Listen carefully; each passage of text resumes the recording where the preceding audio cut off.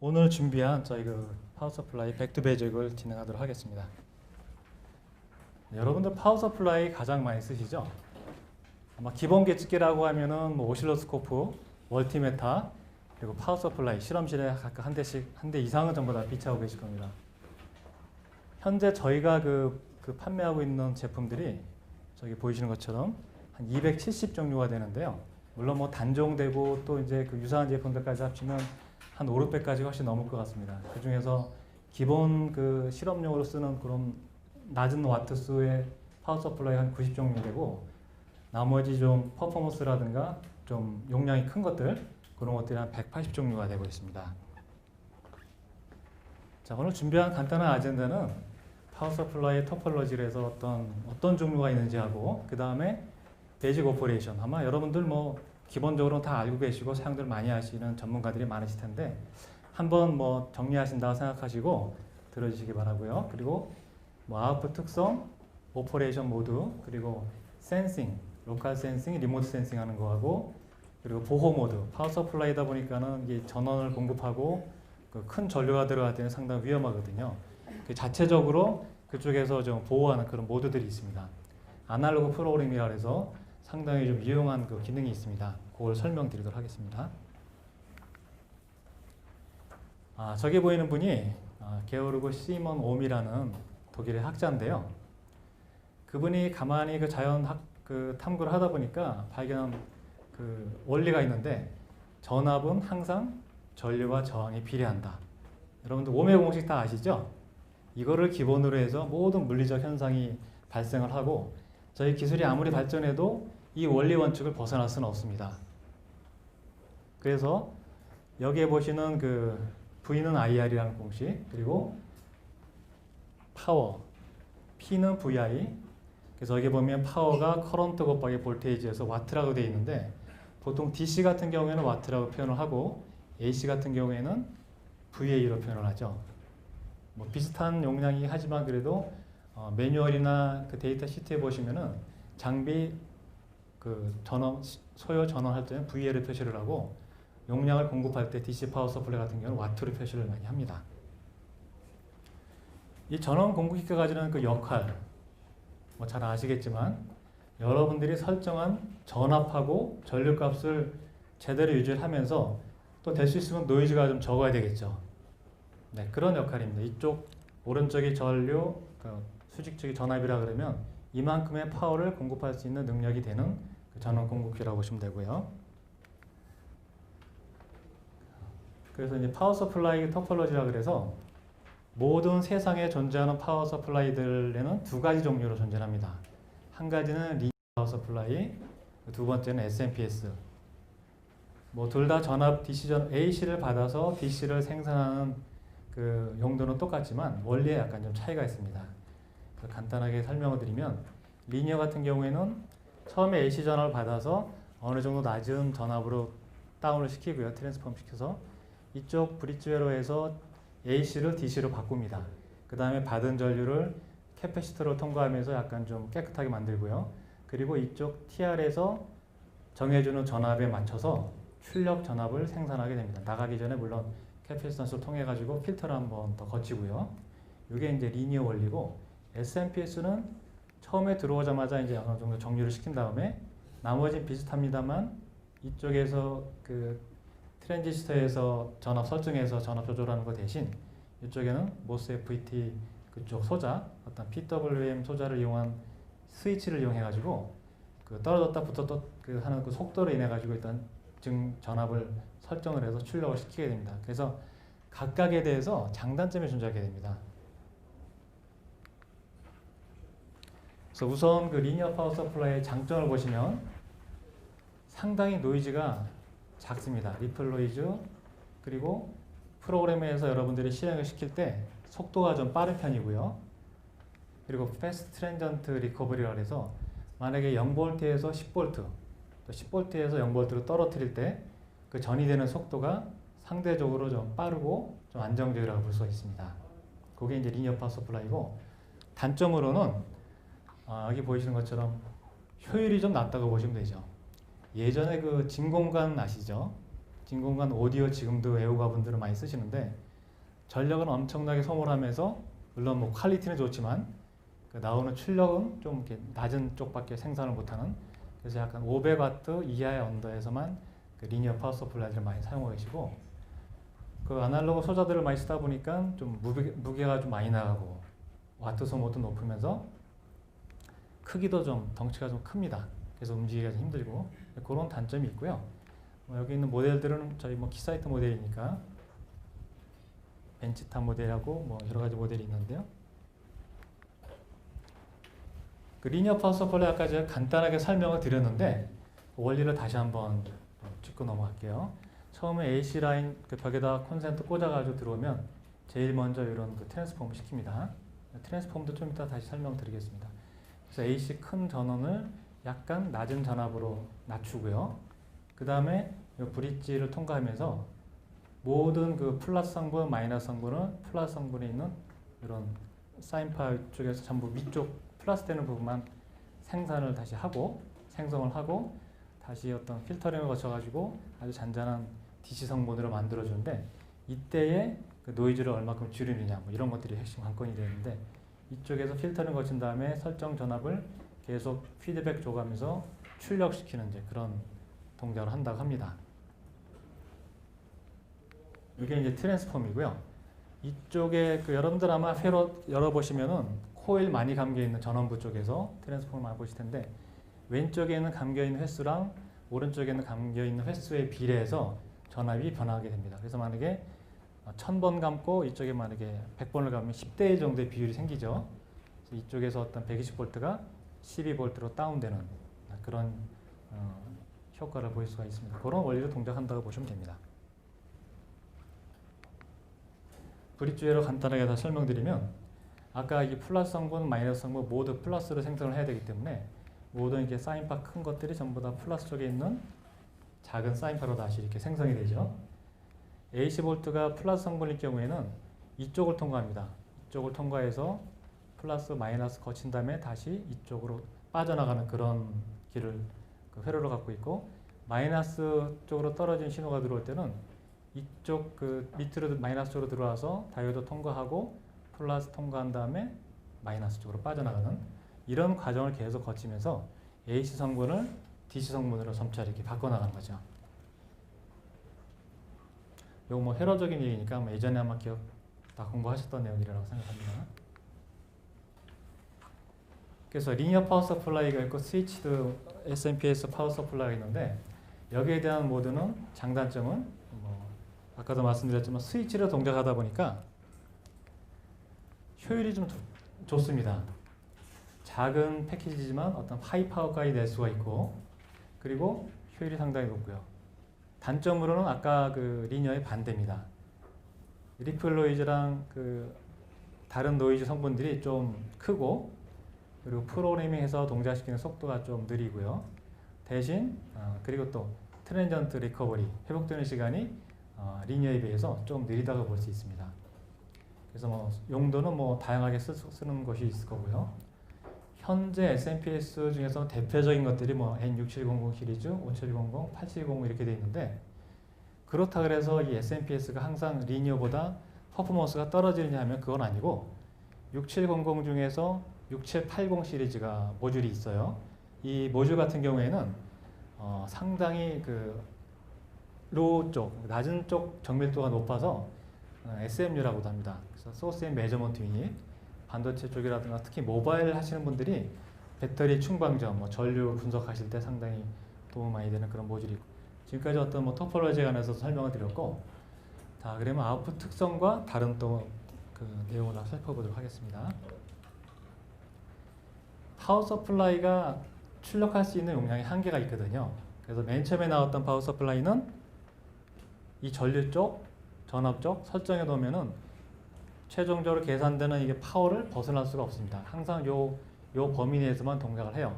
그러다 보니까 좀 불편해서 레인지를 2개를 만들어내는 그런 파워 서플라이가 생겼습니다. 전압은 약간 낮지만 암페어를 좀 더 많이 쓸 수 있고, 또 전류는 좀 낮지만 볼테이지를 높일 수 있는 이런 그 모드가 있고, 이게 이제 듀얼 레인지고, 스펙을 보시면 그냥 대부분 렉탕귤라도 있겠지만 듀얼 레인지가 좀 많고요. 벤치탑 실험실에서 쓰는 이런 파워 서플라이 같은 경우는 더 나아가서 여러 가지 멀티 그 레인지를 설정을 했습니다. 그러면 다양한 같은 파워지만 전압 전류를 그만큼 더 자유자재로 이렇게 활용할 수가 있는 그런 파워 서플라이가 형성이 됐고, 여기에서 더 나아간 모드가 오토 레인지 모드가 있습니다. 파워가 같은데 전압 전류를 이 레인지 설정 안 해도 자동적으로 알아서 그 전압 전류가 형성이 되는, 대신 제한점이 있죠. 파워 서플라이다 보니까 Imax, 자기가 낼 수 있는 최고의 전류값, 최고의 전압값을 벗어날 수는 없고, 그 안에서 이제 생성을 조합이 가능하다는 그런 의미입니다. 동작 모드 하면 여기 보시면 가장 큰 게 CV 모드랑 CC 모드, 컨스탄트 볼테이지, 컨스탄트 커런트, 이 두 개가 있는, 대부분의 우리나라나 전 세계에 나와 있는 파워 서플라이 모드는 기본적으로 이 컨스탄트 볼테이지 모드로 설계가 됐고 생산이 됩니다. 그래서 전압이 일정하게 유지가 되면서 전류만 이렇게 바꿀 수 있는 그 로드 값이 로드라는 거는 파워 서플라이에 물려있는 그 대상물, 그 값이 저항값이 약간 바뀌더라도 전압은 유지하면서 전류만 이렇게 가변시키는 그런 모드로 동작을 많이 하고요. 어떤 경우에는 전류가 고정이 되고 전압만 움직일 수 있는 그런 모드로 바뀝니다. 그래서 전류가 고정됐다 그래서 컨스탄트 커런트 모드라고 얘기를 하고요. 요 unregulated state가 가끔 뜨는데 두 가지 종류가 있습니다. 파워 서플라이를 켰는데 키자마자 이 UNR이라는 마크가 뜨고 동작을 안 한다. 그러면 이거는 고장입니다. 레귤레이티드가 안 되는 거예요. 정류가 안 돼서 고장이 났다는 의미고 수리를 받으셔야 되고, 어떤 경우에는 1A 1V 또 1V 1A를 1옴에다가 만약에 동작을 시키면 모드에 따라서 어떤 파워가 생성이 되는데, 1V에서 0.5V를 바꾸면 아까 그 옴의 공식 아시죠? R은 I분의 V, 그래서 0.5 나누기 1 하니까 0.5인데, 그러면 전류가 저항값이 전류가 I가 R분의 V니까 0.5옴 정도는 돼야지만 이게 파워 서플라이 동작을 하거든요. 0.5A 정도. 근데 만약에 그 전압을 갖다 0.5로 아까 설명드린 것처럼 0.5로 낮추고 전류 레벨을 갖다가 0.1A로 고정을 시켜버리면 물리적인 현상을 벗어나는 경우가 돼서 그 파워 서플라이가 도저히 생산을 못한다 그래가지고 UNR 마크로 뜨면서 멈추게 됩니다. 생성 모드에서 값을 이렇게 바꿔보시고 동작을 하는 경우가 있고, 그렇게 해서 동작을 안 하면 고장이라고 보시면 됩니다.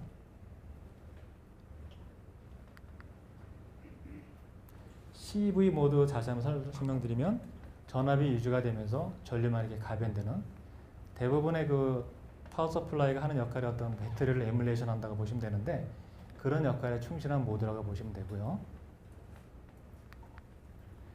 CC 모드, 요 가장 많이 이용되는 분야가 이제 배터리 충전할 때 쓰는 그런 모드고요. 전압을 일단 고정을 시키고, 전류를 고정을 시키고 그 공급을 시키면은 계속 이쪽에 전압이 증가되면서 충전이 되는 그런 과정이 생기게 되죠. 보통 배터리 보시면은 그 안에 여러 가지 셀이 있는데 납작한 그런 얇은 막들이, 그쪽에 전압이 계속 축적이 되면서 전압이 충전이 되는 겁니다. 그리고 나중에 이제 충전이 거의 다 되면은 다시 CV 모드로 바뀌어가지고 전류는 감소가 되고 CV 모드가 유지가 되면서 이제 완충이 되는 거죠, 배터리가. 이제 그런 역할을 하는 그 원리가 이제 CC 모드라고 보시면 되고요. 아까 설명드렸던 CC 모드랑 CV 모드의 그 동작 원리를 표로 만들었는데, 여기 보시면 우리가 그 R은 I분의 V에서 만들어 놓은 전류랑 전압에 의해서 계산되는 그 저항값이 나와야 될 부분, 이 값이 나와야지 정상적인 동작을 하는데, 계산을 해서 R은 I분의 V에서 이 나와야 될 R 값보다 적게 어떤 그 로드가 있다, 대상물이 있다 그러면 이 파워 서플라이는 CC 모드로 동작을 하게 됩니다. 전류가 고정이 되고 전압만 움직이고, 만약에 나와야 될 저항값보다 크다, 그 대상물이 높다 그러면은 CV 모드로 이제 동작을 하는 거고요. 이 원리를 이제 바탕으로 해서 모든 게 이제 결정이 되는데, 한번 간단하게 퀴즈를 한번 제가 내보드릴게요. 5V 1A를 쓰는데 CV 모드로 동작을 시키고 싶다. 그러면 아까 설명드렸던 그 R은 I분의 V 해가지고 어떤 게 정답이 되겠죠? 2번이 되겠죠. 일단 5옴인데 5옴보다 커야지만 CV 모드로 동작하게 되는 그런 모드로 되는 겁니다. 근데 대부분 사실 파워 서플라이 대상물에 물리게 되면 우리가 그 대상물의 저항값을 잘 못 바꾸거든요. 고정이 되어 있는 상태에서 파워 서플라이에 전원을 공급하게 되기 때문에 그 대상물의 저항값을 바꿔가지고 CC 모드로 바꾼다는 건 사실 불가능하거든요. 그래서 모든 파워 서플라이가 CC 모드로, CV 모드로 동작을 하다가 CC 모드로 되는 가끔 그런 경우가 있고, 아주 특정한 그런 파워 서플라이 소스 앤 매저먼트 이런 데에서는 아예 처음서부터 콘스탄트 커런트 모드로 동작을 시키고 CV 모드로 동작을 할 수 있는 그런 파워 서플라이도 있기는 있습니다. 대부분의 그 일반 DC 파워 서플라이들은 CV 모드로 동작하신다고 보면 되고요.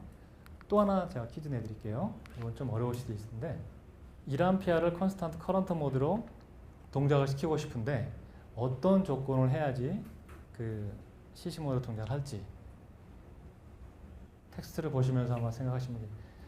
A번 같은 경우에 보면은 1V 1A 그러니까 I는 R분의 F에서 딱 저항값은 맞는 것 같은데 볼테이지를 갖다가 제로로 설정한다 그랬죠. 계산하면은 CC 모드가 될 것 같긴 한데 이 모든 파워 서플라이에서는 아주 미세한 전압이라도 걸어줘야지 전류가 흘러가거든요. 그래서 이런 경우에는 다 형성이 되지가 않고요. A번 같은 경우에 B 같은 경우에는 1I분의 V니까 1분의 3옴 정도? 근데 아웃풋이 쇼트니까 저항값이 제로죠. 그래서 나와야 될 저항값보다 3옴 정도 나와야 되는 적기 때문에 이런 거 같은 경우는 CC 모드 동작을 합니다. 그리고 C번도 마찬가지로 나와야 될 저항값보다 작은 값이 나왔기 때문에 1옴으로 나왔기 때문에 이거 이제 같이 CC 모드로 돼서 B하고 C가 이제 정답이 될 거고요. 나중에 돌아가셔가지고 한번 내용을 한번 다시 살펴보시기 바랍니다. 시간이 없어서 제가 좀 그냥 설명을 바로 드렸는데요. 자, 이제 아웃풋 센싱 모드를 한번 설명드릴게요. 이 파워 서플라이에다 대상물을 물려가지고 공급을 하다 보면은 로드에서 우리가 생각할 적에는 이쪽에다 어떤 전압을 설정하고 그 끝단에서 바로 그 전압을 받을 거라고 생각을 하지만 이 파워 서플라이에서 대상물까지 가는 그 와이어 전압을 공급해 주는 그 선에 의해서 이 전류가 형성이 되면서 이 전류선에 대한 저항값 때문에 전압이 떨어집니다. 밑에 예를 보시면은 5V로 설정해 놨는데 이 저항 선 값이 만약 0.15입니다. 0.155입니다. 그러면 여기에 해당되는 전압값이 같이 감소가 돼 가지고 가는 과정에서 이쪽에서 5V로 설정해 놔도 끝단에서는 실제로 받는 거는 4.7V밖에 못 받거든요. 0.3V가 이제 감소가 돼서 사용을 하게 되는데 여기 플러스랑 S 단자 이걸 바로 이렇게 연결하게 되면, 근데 만약에 이제 대부분의 경우에는 그대로 써도 되겠지만 아주 예민한 경우에는 요 0.3V 때문에 동작을 안 하거나 오동작을 할 수가 있습니다. 이거를 보상해 주기 위해서 쓰는 모드가 지금 여기 있는 로컬 센싱이라는 걸 가깝게 센싱을 했다는 거고요. 파워 서플라이마다 S 단자가 다 있는 건 아니지만 플러스 마이너스 단자 옆에 보면 플러스 S, 마이너스 S라는 단자가 있어요. 이건 말 그대로 센스의 약자입니다. 끝단에서 바로 이렇게 파워 서플라이 쪽에서 짧게 연결해주면 이렇게 로컬 센싱이 돼가지고 선에 따라가는 저항값을 감소가 되는데 그 전압이 감소가 되는데 이거를 감안을 못 해가지고 그대로 떨어진 채로 공급을 하는 모드가 되고, 이거를 보상하기 위해서 만든 게 이제 리모트 센싱이라 그래요. 달라진 점은 플러스 마이너스 대상물에다가 이제 연결을 했고, 또 하나 추가가 되는 그 S선, 플러스 S는 플러스 S선까지, 마이너스 S는 마이너스 단자 있는 그 결선까지 연결해 주면은 여기에 있는 그 저항값에 의해서 손실되는 전압을 이쪽에서 계산을 해가지고 센싱을 해서 알고 미리 더 높게 해가지고 출력을 시켜줍니다. 그러면 5V를 세트해놨다 하더라도 이 계산을 해가지고 0.3V가 떨어지니까 출력 단자에서 5.3V를 출력을 해주고 끝단에서 받는 거는 그래도 우리가 설정했던 5V를 무사하게 받는 거죠. 이 모드가 이제 리모트 센싱인데 사실 이게 별거 아닌 것 같아도 실제 쓰시는 분들 그 영향을 상당히 많이 받습니다. 그래서 아실 것 같은데 혹시나 그 리모트 센싱 하셨나요? 만약에 길이가 길어서 물어봐가지고 안 했는데요. 해서 한번 해보시겠습니까? 그래가지고 그 결과를 들어보면 아주 효과적이라고 이런 게 있었네요. 우선 그때 이제 사용하시는 분들 계시더라고요. 리모트 센싱이 이제 그렇게 중요한 거고, 나머지는 이제 보호 모드입니다. 오버 볼테이지 프로텍션. 이게 전원을 공급하다 보니까 너무 높게 그 파워 서플라이에서는 잘 설정을 했는데 경우에 따라서 자기도 모르게 올라가는 경우가 있거든요. 볼테이지가 높게 올라가고 또 오버 커런트 모드가 또 있습니다. 아까는 전압, 아까는 커런트. 둘 중에 하나라도 설정해 놓은 값보다 먼저 높게 되면은 그 회로에 그 악영향을 미치거나 아니면 DOT가 타버리는 경우가 있죠. 이런 거를 방지하기 위해서 그런 프로텍션 모드를 걸어놨는데 경우에 따라서는 또 없는 저가의 파워 서플라이 같은 경우는 없는 경우도 있긴 있어요. 대부분의 벤치탑 모델에서부터는 다 이제 OVP, OCP가 제공이 되고 그래서 이제 조금이라도 그 설정을 할 수가 있습니다, 여러분들이. 전압 전류 설정을 하고 혹시라도 이것보다 높게 되면 안 되기 때문에 OVP, OCP 그 메뉴를 보시고 설정을 하게 되면은 그 값을 지키고 있다가 조금이라도 벗어나면 아예 차단을 시켜버립니다. 그래서 리니어 파워 서플라이 같은 경우에는 SCR 그런 회로를 이용해 가지고 차단을 시키고 그 스위칭 파워 서플라이 같은 경우에는 DC to DC 컨버터에서 이런 역할을 한다고 합니다. OT, 오버 템퍼레이처.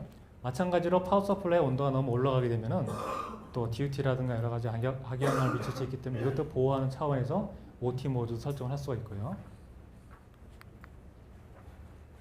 또 하나 중요한 거는 여러 가지 대상물의 파워 서플라이를 한 대만 쓰는 게 아니고 이것저것 5V, 10V, 20V 이렇게 물려놓고 같이 쓰는데 하나의 파워 서플라이가 이상해가지고 아니면 DUT가 이상해서 아웃되는 경우가 있죠.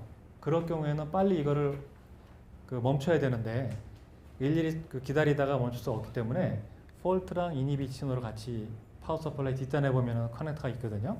그래서 데이지 체인으로 각각의 파워 서플라이끼리 전부 다 이렇게 연결을 시킵니다. 폴트, 이니빗, 폴트, 이니빗 이런 식으로. 그래서 한 대에서 만약에 폴트 신호가 발생을 하면은 바로 옆에 있는 파워 서플라이 쪽 폴트 신호를 주고 즉각 이니빗을 발생시키게 만들어서 다른 파워 서플라이 쪽으로 들어가게 해서 서로 연락을 시키는 거죠. 이상해 해가지고 전부 다 멈춰버리게 만들어서 어떤 전체적인 그 환경의 보호를 순식간에 시킬 수 있는 그런 모드를 제공을 하고요.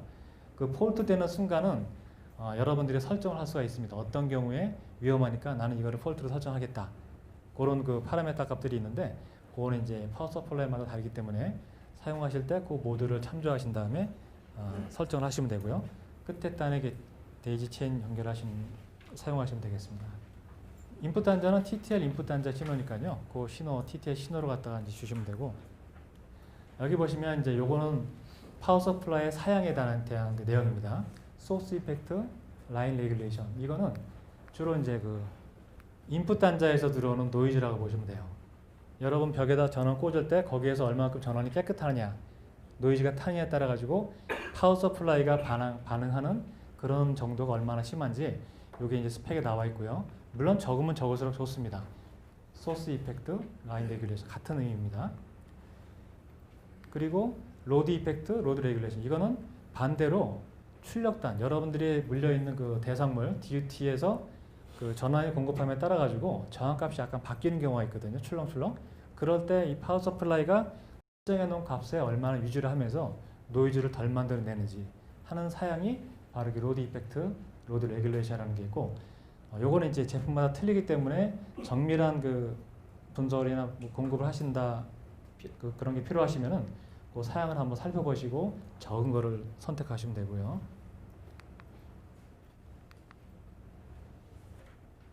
그 아까 설명드렸 아날로그 프로그램이라는 게 있어요. 요거는 어떤 내용이냐면은 물론 이제 리모트 프로그래밍이라고 해서 PC에서 여러분들이 임의로 프로그램을 짜가지고 몇 볼트 몇 암페어 다시 또 몇 볼트 몇 암페어 바꿀 수가 있는데 그렇게 일일이 어떤 그 PC를 연결하고 하시는 게 아니고 자연적인 물리적 환경을 갖다가 그대로 반영을 해가지고 파워 서플라이 출력을 높였다 줄였다 할 수 있는 그런 모드가 있는데 예를 들어서 어떤 공장에 습기가 가득 차면 안 되기 때문에 팬을 세게 돌려야 된다. 냉방기를 더 세게 돌려야 된다. 하는데 그거를 일일이 지킬 수가 없잖아요. 계속. 그래서 그 아날로그 프로그램 방법을 쓰시면은 여기 보신 것처럼 전압을 소스로 해서 할 수도 있고 전류를 소스로 해서 할 수도 있는데 입력값이 제로 0에서 5V, 0에서 1A, 그 5A라든가 그런 값을 설정해 놓으면은 여기 보이신 것처럼 이건 이제 668 시리즈 예를 들은 건데요. 네 가지 방법으로 이제 설정을 할 수가 있습니다. 그래서 만약 1번 그 커넥션을 하시면은 요거는 볼테이지를 소스를 써서 0에서 마이너스 5V 떨어질 때, 그래서 0일 때가 이제 그냥 제로고 마이너스 5V로 떨어질 때가 파워 서플라이에서 출력을 가장 높게 내는 그런 모드가 되겠습니다. 또 요 밑에 거는 요런 두 번째 거로 연결하시게 되면 0에서 플러스 5V가 이제 그 가변되는 영역이고, 센서에서 들어오는 전압값이 0일 때는 파워 서플라이가 제로지만 플러스 5로 올라갈수록 점점 최대치로 올라가는 그런 역할을 해주는데, 자동으로 그 센서의 그 결과값을 따라가지고 가변될 수 있게끔 하는 모드가 이 아날로그 프로임이라고 알아두시면 되고요. 뭐 지금까지는 사실 뭐 여러 가지 기본 동작 원리들을 설명을 드렸는데, 간단하게 이제 오늘 저희 세션 이후에 6700 시리즈가 이제 여러 가지 복합된 파워 서플라이라 한번 설명드리고 싶어서 소개를 할까 하고요. 여기 보시면은 메인 프레임이 큰 게 있고 넓적한 게 있습니다. 두 가지 모두 같은 모듈을 여기 이제 메인 프레임들이고, 뚜껑을 열면은 여기에 해당되는 그 원하시는 모듈 용량, 전압, 저지를 설정해가지고 꽂을 수가 있어요. 이거 같은 경우는 위에 두 개, 밑에 두 개. 요거는 뚜껑 열면 넓적하게 생겨서 네 장까지 꽂을 수가 있고, 요 높이가 1 UI 정도 돼가지고 한 5cm 정도, 시스템 렉 같은데 넣으실 때 상당히 도움이 많이 되실 거고요. 이런 모듈들이 있습니다. 총 지금까지 뭐 36개가 나왔다 그러는데, 용량이 큰 것들은 여기 보시는 것처럼 다른 모듈에 비해서 크기가 2배입니다. 그래서 이거는 두 슬롯을 차지하는 그런 모듈이 되고, 이 그 파워 서플라이지만 여기 보시는 것처럼 네 가지 역할을 동시에 할 수가 있어요. 디지털 볼트미터 역할을 이렇게 화면에서 볼 수가 있고, 그리고 이물파형 발생을 시켜주는 그런 기능도 있고요. 오실로스코프 모드도 들어있습니다. 그리고 데이터 로고 기능이 있어서 데이터 전압 전류가 어떻게 바뀌는지 계속 긴 시간 동안 추적을 할 수가 있고, 모든 게 이제 전면판에서 사용이 가능하신 거고요. 전면판은 나중에 한번 직접 한번 보시고, 이물 파형 같은 경우에는 이런 다양한 파형들 설정을 해서 선택을 하면은 파라미터 값을 줄 수가 있어요. 이 뭐 펄스 위스라든가 전압 폭, 그리고 시간, 트랜지트 시간, 뭐 펄스 폭 이런 복잡한 파형까지도 생성해서 만들어낼 수가 있고, 전면판에서도 가능합니다. 하지만 힘들고 좀 번거롭기 때문에 PC에서 물려 쓰는 설치하여 쓰시는 1458A라는 소프트웨어가 이제 물론 옵션으로 제공하지만 굉장히 다양하고 편리하십니다. 스코프 모드를 해가지고 파형 변화 이렇게 보시면서 이쪽에서 뭐 여러 가지 모드 같은 거 설정해서 볼 수가 있고요. 뭐 이거는 물려놓은 거 한번 대상을 사진 한번 찍어서 보여드리는 거고, 아까 같은 1458 말고 벤치뷰라는 소프트웨어가 한 몇 년 전부터 제공이 됐는데, 가장 많이 사용하시는 계측기랑 가장 많이 사용하시는 분들이 계측기에서 나오는 데이터를 PC로 연결을 해서 결과를 시간 변화에 따라서 얼마큼 이렇게 변하는지 그런 거를 많이 이렇게 프로그램을 짜시기 원하시더라고요. 근데 다 짜시게 되면 물론 좋지만 시간도 많이 걸리고 번거롭기 때문에 이 벤치뷰라는 소프트웨어 꼭 파워 서플라이뿐만 아니고 여기 보시면 뭐 다른 스코프, 멀티메타 다양한 그 계측기들을 응용할 수 있도록 플랫폼 형식으로 나와 있어요. 그래서 파워 서플라이, 펑션 제너레이터, 오실로스코프, 멀티메타 이런 거를 그 라이센스별로 이제 쓰시면 각각의 데이터, PC에서 값 설정, 전압조를 설정하는 것도 되고, 결과값 시간 인터벌을 줘가지고 몇 시간 동안 계측을 하겠다 하는 그런 기능들을 이제 제공해드리는 그런 소프트웨어가 이제 두 가지가 제공이 된다고 제가 소개해드리고 싶고요. 여기 있는 계측기별로. 여기 이것도 마찬가지로 벤치뷰 화면인데 여러 가지 보이시는 계측기들을 묶어놓고 동시에 수십 개의 계측기 변화도 이제 볼 수가 있습니다. 이런 1458A라는 소프트웨어랑 벤치뷰라는 소프트웨어를 소개를 해드렸고요. 제가 이제 시간상 이제 빨리 진행을 했는데 제가 다시 리마인드 차원에서 설명을 드리고 싶은데, 아까 파워 서플라이 그 토포로지 중에서 두 가지가 있었죠. 하나는 리니어 파워 서플라이, 또 하나는 SMPS. 그리고 조금 전에 소개해드렸던 파워 분석이라든가 여러 가지 신호 이물 파형 만들 때 쓰실 때 도움이 되는 그 소프트웨어 이름이 1458A라는 소프트웨어가 있었고, 또 하나는 기본 기능을 제공하는 벤치뷰 그 소프트웨어가 있고요. 그리고 어떤 그 PC에서 리모트 프로그램 하는 게 아닌 자연적인 현상, 어떤 센서라든가 이런 입력을 받아서 파워 서플라이 출력을 자동으로 조절해 줄 수 있는 뭐 아날로그 프로그래밍 방법, 그리고 CC 모드, CV 모드 뭐 이런 것들은 아마 다 아실 거고요. 그래서 간단하게 리마인드 좀 시켜드렸고 짧은 시간 동안 많이 설명을 드렸는데 도움 많이 받아가시기 바랍니다. 감사합니다.